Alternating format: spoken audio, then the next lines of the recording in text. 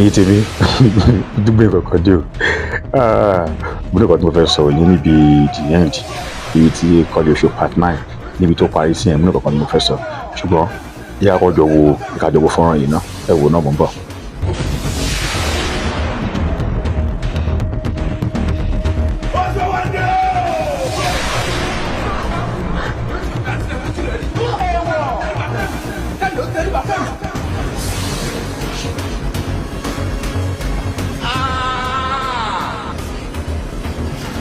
ìjà yé èso ní wákìkì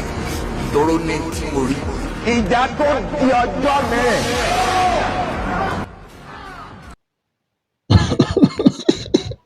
bàbá ìrọ̀lẹ́ pa aláǹbàrẹ̀ jù láàrin èmi àtẹ̀yìn bàbá ẹ̀ sá lọ ni bàbá sá lọ bàbá wá fi ẹsẹ̀ họ bàbá ló nìkan tó ń rí Ọlọ́run tí mo rí ìjà yóò ń ṣèjà òní ìrọ̀lẹ́ pa kò sọ ohun tẹ́ rí ẹ sá lọ ni wọ́n àti ẹni pé wọ́n dé pé wọ́n ti Kọ́lé Oṣó ti dé àti Oṣó wa ń dé wọ́n fẹ́ ṣe yín bọ́ṣẹ́ ṣe ń ṣojú ẹ wá fẹsẹ̀ họ ẹ sá lọ ẹ wá lò tẹ́ rí nígbà yẹn pé bí Kọ́lé Oṣó dé báyà àti Oṣó gbèmí ẹbí ẹ bá ti pa Oṣó gbèmí o ẹ ti ṣe bọ́ṣẹ́ ṣe ṣojú olóhùn alẹ́ tó lè dìde rí o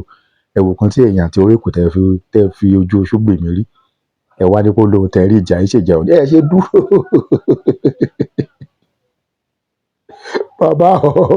ìjà yóò ṣèjà ìdí fún gbọ́ ẹ̀yin tẹ́ ti wo ìyẹn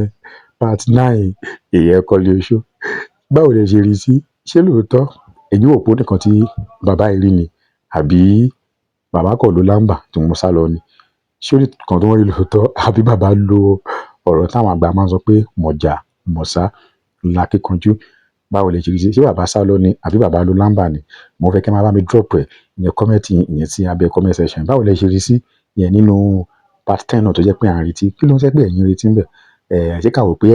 orókù ìyẹn Ifá àti bàbá yìí babaláwo yìí ṣé wọ́n máa fojú ìyẹn Oṣógbèmí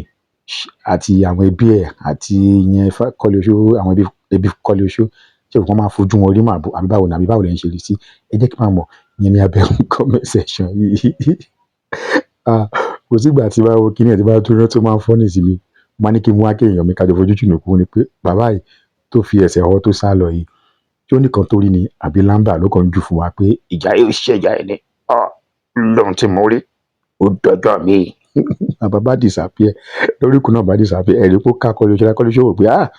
bàbá yìí ò ṣe dúró kò fojú ẹ̀ rí kò ṣe dúró kò fojú ẹ̀ rí ẹ wo èèyàn mi ẹ máa drop comment sí abẹ́ comment section ẹ jẹ́ ọmọ Yorùbá yín ìyẹn nípa ti fọ́nrán yẹn pàápàá jùlọ nípa ti last part kí lè rò pé ó ṣeé ṣe ìyẹn kó ṣẹlẹ̀ sí Orókù àti bàbá òun àti ìyẹn ẹbí Kọ́lé Oṣó gbogbo alámọ̀ wípé wọ́n kọ́kọ́ kó jọ bí ìdílé kan tó kọ́ fi mọ́ mọ́lẹ̀ ṣùgbọ́n wọ́n ti wá ń túra lẹ̀ díẹ̀díẹ̀ ní Kọ́lé Oṣó dé Oṣógbèmí náà dé wọ́n fẹ́ discipline bàbá ṣùgbọ́n bàbá sá lọ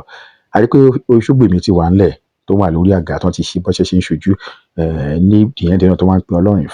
ìfẹ́ tẹ̀ ń pín yẹn ẹ jọ ẹ pè délẹ̀délẹ̀ o ẹ pè délẹ̀ kọ́kọ́ gbọ́dọ̀ ṣe Kọ́lé Oṣó family ẹ pọ̀ Ọlọ́run ìfẹ́ délẹ̀délẹ̀ káàṣìá ẹ ṣí ẹ̀yìn.